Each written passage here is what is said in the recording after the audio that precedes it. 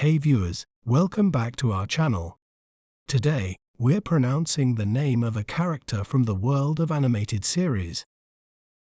It was first created by Roy Thomas, Len Wein, and John Romita Sr.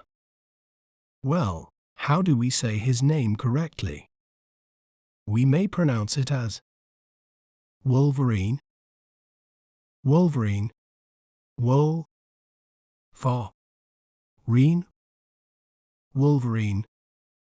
Wolverine is a popular character from X-Men series, famous for his regenerative healing and adamantium claws. Isn't it fascinating how breaking down a word can make it clearer? If you enjoyed learning about Wolverine, be sure to subscribe to our channel for more educational content. Thanks for watching. Remember, knowledge is power. See you next time.